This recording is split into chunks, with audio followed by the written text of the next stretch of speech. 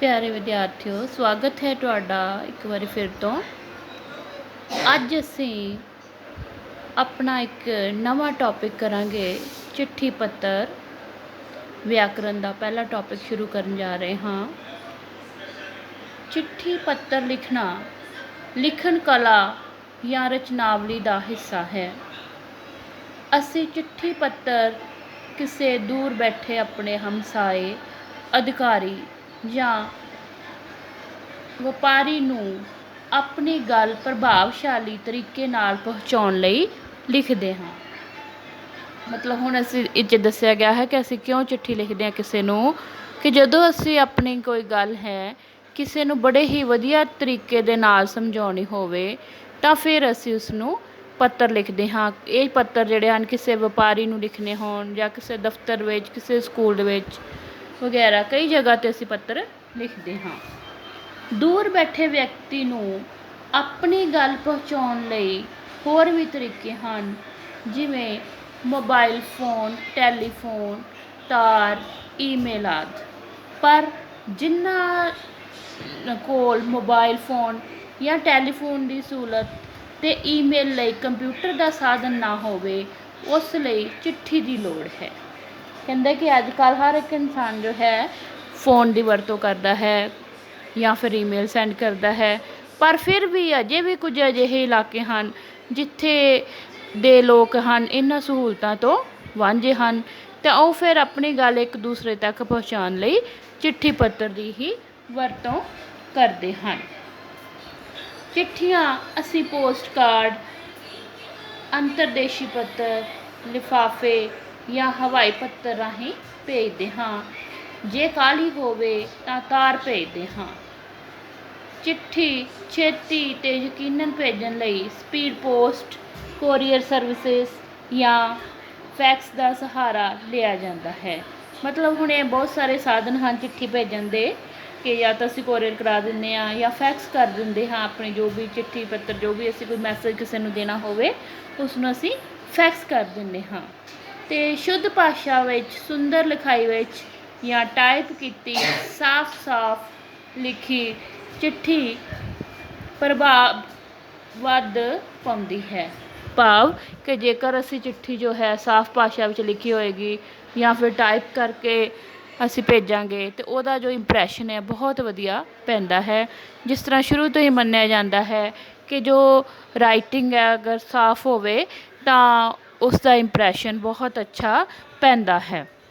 ਇਸੇ ਤਰ੍ਹਾਂ ਜੇਕਰ ਚਿੱਠੀ ਲਿਖਦੇ ਸਮੇਂ ਵੀ ਸਾਡੀ ਭਾਸ਼ਾ ਸ਼ੁੱਧ ਹੋਵੇ, ਸਾਡੇ ਜੋ ਕੋਈ ਸਪੈਲਿੰਗ ਮਿਸਟੇਕਸ ਨਾ ਹੋਣ, ਤਾਂ ਫਿਰ ਉਹ ਜੋ ਚਿੱਠੀ ਹੈ ਉਸਦਾ ਇੰਪਰੈਸ਼ਨ ਬਹੁਤ ਵਧੀਆ ਪੈਂਦਾ ਹੈ। ਇਹਨਾਂ ਚਿੱਠੀ ਪੱਤਰ ਨੂੰ ਆਮ ਤੌਰ 'ਤੇ ਦੋ ਹਿੱਸਿਆਂ ਵਿੱਚ ਵੰਡਿਆ ਜਾ ਸਕਦਾ ਹੈ। ਮਤਲਬ ਇਹ ਚਿੱਠੀ ਪੱਤਰ ਜਿਹੜੇ ਹਨ ਉਹ ਦੋ ਪ੍ਰਕਾਰ ਦੇ ਹੁੰਦੇ ਹਨ। ਪਹਿਲੇ ਨੰਬਰ 'ਤੇ ਆਉਣ ਵਾਲੇ ਹਨ ਰਸਮੀ ਚਿੱਠੀਆਂ, ਫਾਰਮਲ, ਜਿਹੜੀਆਂ ਕਿਸੇ ਦਫ਼ਤਰ ਦੇ ਅਧਿਕਾਰੀ, ਪ੍ਰਿੰਸੀਪਲ ਜਾਂ ਵਪਾਰੀ ਨੂੰ ਲਿਖੀਆਂ ਜਾਂਦੀਆਂ ਹਨ। ਉਹਨਾਂ ਨੂੰ ਰਸਮੀ ਚਿੱਠੀਆਂ ਕਿਹਾ ਜਾਂਦਾ ਹੈ। ਹੁਣ ਰਸਮੀ ਚਿੱਠੀਆਂ ਦਾ ਇੱਕ ਚਾਰਟ ਤਿਆਰ ਕੀਤਾ ਗਿਆ ਹੈ, ਜਿਵੇਂ ਕਿ ਰਸਮੀ ਪੱਤਰ, ਵਪਾਰਕ ਪੱਤਰ, ਦਫ਼ਤਰੀ ਪੱਤਰ, ਪ੍ਰਾਰਥਨਾ ਪੱਤਰ। ਵਪਾਰਕ ਪੱਤਰ ਅਸੀਂ ਕਿਹਨੂੰ ਲਿਖ ਸਕਦੇ ਹਾਂ? ਪੁਸਤਕਾਂ ਵੇਚਣ ਵਾਲੇ ਨੂੰ, ਕੰਪਨੀ ਏਜੰਟ ਨੂੰ, ਕੰਪਨੀ ਮੈਨੇਜਰ ਨੂੰ।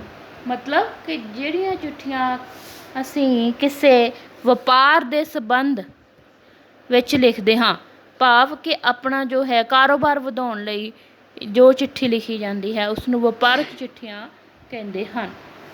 ਅਤੇ ਇਸ ਵਿੱਚ ਆ ਜਾਂਦੇ ਆ ਕਿ ਜਦੋਂ ਅਸੀਂ ਕੋਈ ਪੁਸਤਕਾਂ ਵੇਚਣ ਵਾਲੇ ਨੂੰ ਚਿੱਠੀ ਪਾਉਣੀ ਹੈ ਜਾਂ ਪੁਸਤਕਾਂ ਖਰੀਦਣੀਆਂ ਹਨ ਜਾਂ ਫਿਰ ਅਸੀਂ ਕਿਸੇ ਕੰਪਨੀ ਤੋਂ ਕੋਈ ਚੀਜ਼ ਲਈ ਹੈ ਉਸ ਨੂੰ ਕੋਈ ਪੱਤਰ ਲਿਖਣਾ ਹੈ, ਤਾਂ ਇਹ ਸਾਰੀਆਂ ਜੋ ਹਨ ਵਪਾਰਕ ਚਿੱਠੀਆਂ ਹੁੰਦੀਆਂ ਹਨ। ਦੂਸਰਾ ਹੈ ਦਫ਼ਤਰੀ ਪੱਤਰ। ਜਦੋਂ ਅਸੀਂ ਕਿਸੇ ਦਫ਼ਤਰ ਦੇ ਚੇਅਰਮੈਨ ਨੂੰ, ਸਕੱਤਰ ਨੂੰ, ਕਿਸੇ ਹੋਰ ਅਫਸਰ ਨੂੰ, ਮਤਲਬ ਕਿਸੇ ਵੀ ਆਫਿਸ, ਕਿਸੇ ਵੀ ਵਿਭਾਗ ਦੇ ਆਫਿਸਰ ਨੂੰ ਜਦੋਂ ਅਸੀਂ ਪੱਤਰ ਲਿਖਣਾ ਹੁੰਦਾ ਹੈ ਤਾਂ ਉਸਨੂੰ ਦਫ਼ਤਰੀ ਪੱਤਰ ਕਿਹਾ ਜਾਂਦਾ ਹੈ। ਪ੍ਰਾਰਥਨਾ ਪੱਤਰ ਮੀਨਸ ਜਿਹੜੇ ਬੇਨਤੀ ਪੱਤਰ ਹੁੰਦੇ ਹਨ ਉਹ ਅਸੀਂ ਸਕੂਲ, ਕਾਲਜ ਦੇ ਡਾਇਰੈਕਟਰ, ਪ੍ਰਿੰਸੀਪਲ ਜਾਂ ਅਧਿਕਾਰੀ ਨੂੰ ਲਿਖਦੇ ਹਾਂ। ਅਤੇ ਹੁਣ ਸਾਡੇ ਸਿਲੇਬਸ ਵਿੱਚ ਕਿਹੜੇ ਪੱਤਰ ਹਨ? ਉਹ ਹਨ ਦਫ਼ਤਰੀ ਪੱਤਰ। ਤੇ ਅੱਜ ਅਸੀਂ ਉਹਨਾਂ ਦਫ਼ਤਰੀ ਪੱਤਰਾਂ ਬਾਰੇ ਗੱਲ ਕਰਾਂਗੇ।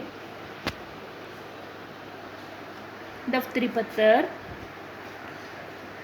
ਅਸੀਂ ਪੜ੍ਹਿਆ ਕਿ ਜਿਹੜੇ ਪੱਤਰ ਹਨ ਉਹ 3 ਪ੍ਰਕਾਰ ਦੇ ਹੁੰਦੇ ਹਨ, ਪਰ ਸਾਡੇ ਸਿਲੇਬਸ ਵਿੱਚ ਜੋ ਹੈ ਇੱਕ ਦਫ਼ਤਰੀ ਪੱਤਰ ਹਨ ਅਤੇ ਦੂਸਰਾ ਅਖਬਾਰ ਦੇ ਸੰਪਾਦਕ ਨੂੰ ਪੱਤਰ ਹਨ। ਅਤੇ ਅੱਜ ਅਸੀਂ ਸ਼ੁਰੂ ਕਰ ਰਹੇ ਹਾਂ ਦਫ਼ਤਰੀ ਪੱਤਰ। ਦਫ਼ਤਰੀ ਪੱਤਰ ਦੇ ਵਿੱਚ ਇਹ ਹੈ ਕਿ ਅਸੀਂ ਕਿਸੇ ਦਫ਼ਤਰ ਨੂੰ, ਕਿਸੇ ਆਫਿਸ ਨੂੰ ਪੱਤਰ ਲਿਖਣਾ ਹੈ ਅਤੇ ਪੱਤਰ ਹੈ ਹੇਠਾਂ ਦਿੱਤੇ ਨੁਕਤਿਆਂ ਦੇ ਆਧਾਰ 'ਤੇ ਪੰਜਾਬੀ ਦੇ ਕਿਸੇ ਅਖਬਾਰ ਦੇ ਸੰਪਾਦਕ ਨੂੰ ਭੂਚਾਲ ਨਾਲ ਮਾਰੇ ਗਏ ਲੋਕਾਂ ਦੀ ਮਦਦ ਲਈ ਅਪੀਲ ਕਰਨ ਵਾਸਤੇ ਪੱਤਰ ਲਿਖੋ। ਮਤਲਬ ਕਿ ਕਿਸੇ ਪੰਜਾਬੀ ਅਖਬਾਰ ਦੇ ਸੰਪਾਦਕ ਨੂੰ ਅਸੀਂ ਪੱਤਰ ਲਿਖਣਾ ਹੈ ਜਿਹਦੇ ਵਿੱਚ ਅਸੀਂ ਇਹ ਅਪੀਲ ਕਰਨੀ ਹੈ ਕਿ ਭੂਚਾਲ ਦੇ ਨਾਲ ਕਿੰਨੇ ਸਾਰੇ ਜੋ ਲੋਕ ਮਾਰੇ ਗਏ ਹਨ ਉਹਨਾਂ ਦੀ ਜੋ ਖਬਰ ਹੈ ਹੋਰ ਲੋਕਾਂ ਤੱਕ ਪਹੁੰਚਾਈ ਜਾਵੇ ਤਾਂ ਕਿ ਉਹਨਾਂ ਦੀ ਜੋ ਸਹਾਇਤਾ ਕੀਤੀ ਜਾ ਸਕੇ। ਇਹ ਪੱਤਰ ਅੱਜ ਅਸੀਂ ਕਰਾਂਗੇ। ਦੇਖੋ, ਪੱਤਰ ਸ਼ੁਰੂ ਕਰਨ ਤੋਂ ਪਹਿਲਾਂ ਸਭ ਤੋਂ ਪਹਿਲਾਂ ਕੀ ਆਏਗਾ, ਜਿਸ ਨੂੰ ਅਸੀਂ ਪੱਤਰ ਭੇਜ ਰਹੇ ਹਾਂ ਉਹਨਾਂ ਦਾ ਐਡਰੈਸ ਸੇਵਾ ਵਿਖੇ, ਸੰਪਾਦਕ ਸਾਹਿਬ, ਰੋਜ਼ਾਨਾ ਅਜੀਤ, ਜਲੰਧਰ। ਫਿਰ ਸ਼੍ਰੀਮਾਨ ਜੀ, ਪਿਛਲੇ ਦਿਨੀਂ ਤੁਹਾਡੇ ਅਤੇ ਹੋਰ ਅਖਬਾਰਾਂ ਵਿੱਚੋਂ ਭੂਚਾਲ ਬਾਰੇ ਖਬਰਾਂ ਪੜ੍ਹ ਕੇ ਬਹੁਤ ਮਹਿਸੂਸ ਹੋਇਆ। ਟੀਵੀ ਉੱਤੇ ਭੂਚਾਲ ਦੀ ਭਿਅੰਕਰਤਾ ਵੇਖ ਕੇ ਕੁਦਰਤ ਦੇ ਕਹਿਰ ਕਾਰਨ ਤਾਂ ਅੰਦਰੋਂ ਝੰਜੋੜੇ ਗਏ ਹਾਂ। ਭਾਵ ਕੀ ਕਹਿ ਰਿਹਾ ਇਸ ਵਿੱਚ ਕਿ ਜੋ ਵੀ ਮਤਲਬ ਭੂਚਾਲ ਆਇਆ ਹੈ ਉਸ ਨਾਲ ਲੋਕਾਂ ਦਾ ਬਹੁਤ ਸਾਰਾ ਨੁਕਸਾਨ ਹੋਇਆ ਹੈ ਅਤੇ ਜਿਸ ਕਾਰਨ ਮਤਲਬ ਅਸੀਂ ਅੰਦਰੋਂ ਅੰਦਰ ਹੀ ਬਹੁਤ ਹੀ ਡਰ ਗਏ ਹਾਂ, ਝੰਜੋੜੇ ਗਏ ਹਾਂ। ਅੱਜ ਲੱਖ ਦੇ ਕਰੀਬ ਜਾਨੀ ਨੁਕਸਾਨ ਹੋਇਆ ਹੈ, ਅੱਧੇ ਲੱਖ ਦੇ ਕਰੀਬ ਜਾਨੀ ਨੁਕਸਾਨ ਹੋਇਆ ਹੈ। ਇਲਾਕੇ ਦੇ ਸਾਰੇ ਘਰ ਢਹਿ ਢੇਰੀ ਹੋ ਗਏ ਹਨ। ਜਿਹੜੇ ਰੱਬ ਸਬੀ ਬਚ ਗਏ ਜਾਂ ਮਲਬੇ ਦੇ ਢੇਰਾਂ ਹੇਠੋਂ ਕੱਢ ਲਏ ਗਏ ਉਹਨਾਂ ਲਈ ਸਿਰ ਕੱਜਣ ਨੂੰ ਛੱਤ, ਖਾਣ ਲਈ ਅਨਾਜ ਨਹੀਂ ਅਤੇ ਠੰਡ ਤੋਂ ਬਚਣ ਲਈ ਕੱਪੜਾ ਨਹੀਂ, ਕਿਉਂਕਿ ਇਹ ਭੂਚਾਲ ਪਹਾੜੀ ਇਲਾਕੇ ਵਿੱਚ ਆਇਆ ਸੀ। ਸੋ ਠਰੂ ਠਰੂ ਕਰਦੇ ਲੋਕਾਂ ਨੂੰ ਸੂਰਜ ਦੀ ਗਰਮੀ ਵੀ ਪੂਰੀ ਨਿੱਘ ਨਹੀਂ ਦੇ ਸਕਦੀ। ਫਿਰ ਉੱਤੋਂ ਮੀਂਹ ਕਣੀ, ਬਰਫ਼ਬਾਰੀ ਦਾ ਡਰ, ਬਰਫ਼ੀਲੀਆਂ ਹਵਾਵਾਂ। ਬਸ ਰੱਬ ਦਏ ਤੇ ਬੰਦਾ ਸਹੇ। ਭਾਵ ਕਿ ਜੋ ਰੱਬ ਹੈ ਉਹ ਦਿਨ ਬ ਦਿਨ ਬੰਦਿਆਂ ਨੂੰ ਕਰੋਪੀ ਦੇ ਰਿਹਾ ਹੈ ਅਤੇ ਲੋਕ ਜੋ ਹਨ ਇਹੋ ਜਿਹੀਆਂ ਕੁਦਰਤੀ ਕਰੋਪੀਆਂ ਦਾ ਸ਼ਿਕਾਰ ਹੋ ਰਹੇ ਹਨ। ਇਸ ਤਰ੍ਹਾਂ ਇਹਦੇ ਵਿੱਚ ਪਹਿਲੇ ਪੈਰੇ ਵਿੱਚ ਦੱਸਣਾ ਸੀ ਕਿ ਜੋ ਵੀ ਅਸੀਂ ਜਿਸ ਵੀ ਆਫਿਸ ਨੂੰ, ਜਿਸ ਵੀ ਵਿਸ਼ੇ ਬਾਰੇ ਕੋਈ ਗੱਲ ਕਰਨੀ ਹੋਏਗੀ ਉਹ ਸਾਰਾ ਅਸੀਂ ਹਾਲ ਉਹਦੇ ਵਿੱਚ ਲਿਖ ਦੇਣਾ ਹੈ। ਅੱਗੇ ਹੈ, ਅਸੀਂ ਆਪਣੇ ਘਰਾਂ ਵਿੱਚ ਸੁੱਖ ਵਸਦੇ ਉਹਨਾਂ ਦੇ ਦੁੱਖ ਦਰਦ ਦੇ ਭਾਈਵਾਲ ਬਣ ਸਕਦੇ ਹਾਂ। ਮਲਬੇ ਹੇਠ ਦੱਬੇ ਅਤੇ ਜਾਨਾਂ ਗਵਾ ਬੈਠਿਆਂ ਨੂੰ ਤਾਂ ਮੋੜ ਕੇ ਨਹੀਂ ਲਿਆ ਸਕਦੇ, ਪਰ ਜਿਉਂਦਿਆਂ ਦੀ ਮਦਦ ਕਰ ਸਕਦੇ ਹਾਂ। ਅਸੀਂ ਉਹਨਾਂ ਨੂੰ ਗਰਮ ਕੱਪੜੇ, ਖਾਣ ਦਾ ਸਮਾਨ ਭਿਜਵਾਉਣ ਵਿੱਚ ਮਦਦ ਕਰ ਸਕਦੇ ਹਾਂ। ਇਸ ਵਿੱਚ ਸਰਕਾਰ ਆਪਣੇ ਤਰੀਕੇ ਨਾਲ ਲੋਕਾਂ ਦੀ ਮਦਦ ਕਰ ਰਹੀ ਹੈ, ਪਰ ਕੁਝ ਭੇਜ ਕੇ ਅਸੀਂ ਵੀ ਹਿੱਸਾ ਪਾ ਸਕਦੇ ਹਾਂ। ਤੁਹਾਡਾ ਅਖਬਾਰ ਲੱਖਾਂ ਵਿੱਚ ਛਪਦਾ ਹੈ। ਇਸ ਵਿੱਚ ਛਪੀ ਅਪੀਲ ਖਾਂਦੇ ਪੀਂਦੇ ਲੋਕਾਂ ਨੂੰ ਭੂਚਾਲ ਮਾਰਿਆਂ ਦੀ ਮਦਦ ਲਈ ਪ੍ਰੇਰਨਾ ਦੇ ਸਕਦੀ ਹੈ। ਇਸ ਲਈ ਤੁਸੀਂ ਇਹ ਪੁੰਨ ਦਾ ਕੰਮ ਜ਼ਰੂਰ ਕਰੋ। ਤੁਸੀਂ ਇਹ ਵੀ ਦੱਸੋ ਕਿ ਪੈਸੇ ਜਾਂ ਸਮਾਨ ਕਿੰਝ ਭੇਜਿਆ ਜਾਏ। ਅਸੀਂ ਆਪਣੀ ਜਮਾਤ ਵਿੱਚੋਂ 50 ਮੁੰਡੇ ਹਾਂ ਅਤੇ ਅਸਾਂ ਜੇਬ ਖਰਚ ਵਿੱਚੋਂ 2500 ਰੁਪਏ ਇਕੱਠੇ ਕੀਤੇ ਹਨ। ਸਾਨੂੰ ਦੱਸ ਦਿਓ ਕਿ ਕਿੱਥੇ ਭੇਜੀਏ। ਮੈਨੂੰ ਪੂਰਾ ਭਰੋਸਾ ਹੈ ਕਿ ਤੁਸੀਂ ਇਸ ਕਾਰਜ ਵਿੱਚ ਸਰਗਰਮੀ ਨਾਲ ਨਿਤਰੋਗੇ ਅਤੇ ਭੂਚਾਲ ਮਾਰਿਆਂ ਦੀ ਪੀੜ ਵੰਡਾਉਣ ਦਾ ਰਾਹ ਬਣੇਗਾ।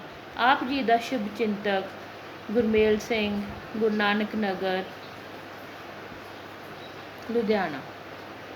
ਇਸ ਤਰ੍ਹਾਂ ਅਸੀਂ ਜੋ ਹੈ ਕਿਸੇ ਵੀ ਅਖਬਾਰ ਦੇ ਸੰਪਾਦਕ ਜਾਂ ਕਿਸੇ ਵੀ ਹੋਰ ਦਫ਼ਤਰ ਨੂੰ ਪੱਤਰ ਜੋ ਹੈ ਲਿਖ ਸਕਦੇ ਹਾਂ। ਅਤੇ ਪਰ ਪੱਤਰ ਲਿਖਦੇ ਸਮੇਂ ਬਸ ਇਹ ਧਿਆਨ ਰੱਖਣਾ ਚਾਹੀਦਾ ਹੈ ਕਿ ਜੋ ਐਡਰੈਸ ਇੱਕ ਸਹੀ ਲਿਖਿਆ ਹੋਵੇ, ਭਾਸ਼ਾ ਜੋ ਹੈ ਸ਼ੁੱਧ ਲਿਖੀ ਹੋਵੇ, ਭਾਸ਼ਾ ਸੁੰਦਰ ਲਿਖੀ ਹੋਵੇ, ਲਿਖਾਈ ਸਾਫ਼ ਸੁਥਰੀ ਹੋਵੇ, ਤਾਂ ਜੋ ਪੜ੍ਹਨ ਵਾਲੇ ਨੂੰ ਪੂਰਾ ਸਮਝ ਆ ਜਾਏ ਕਿ ਤੁਸੀਂ ਕੀ ਕਹਿਣਾ ਚਾਹੁੰਦੇ ਹੋ। ਅਤੇ ਇਸ ਤਰ੍ਹਾਂ ਸਾਡੇ ਸਿਲੇਬਸ ਦੇ ਵਿੱਚ ਜੋ ਹੈ 5 ਨੰਬਰ ਦਾ ਪੱਤਰ ਆਏਗਾ, ਅਤੇ ਇਸ 5 ਨੰਬਰ ਵਾਸਤੇ ਤੁਸੀਂ ਬਹੁਤ ਹੀ ਵਧੀਆ ਤਰੀਕੇ ਦੇ ਨਾਲ ਪੱਤਰ ਲਿਖਣਾ ਹੋਏਗਾ। ਅਤੇ ਇਸੇ ਤਰੀਕੇ ਦੇ ਨਾਲ ਅਖਬਾਰ ਦੇ ਸੰਪਾਦਕ ਨੂੰ ਵੀ ਪੱਤਰ ਜੋ ਹੈ ਅਜਿਹੇ ਹੀ ਹਨ ਕਿ ਉਸ ਦੇ ਵਿੱਚ ਅਖਬਾਰ ਦੇ ਵਿੱਚ ਛਾਪਣ ਵਾਸਤੇ ਉਹ ਕੋਈ ਵੀ ਅਸੀਂ ਆਪਣੀ ਖਬਰ ਕਹੀ ਹੋਵੇਗੀ ਕਿ ਉਹ ਇਸ ਨੂੰ ਆਪਣੇ ਅਖਬਾਰ ਦੇ ਕਿਸੇ ਕੋਨੇ ਦੇ ਵਿੱਚ ਛਾਪਣ। ਇਸ ਤਰ੍ਹਾਂ ਇਹ ਸੀ ਪੱਤਰ ਰਚਨਾ। ਅਤੇ ਹੁਣ ਇਸ ਦੇ ਨਾਲ ਰਲਦੀ ਮਿਲਦੀ ਜੋ ਅਸਾਈਨਮੈਂਟ ਹੈ ਤੁਸੀਂ ਉਸ ਨੂੰ ਕਰਕੇ ਭੇਜਣਾ। ਧੰਨਵਾਦ।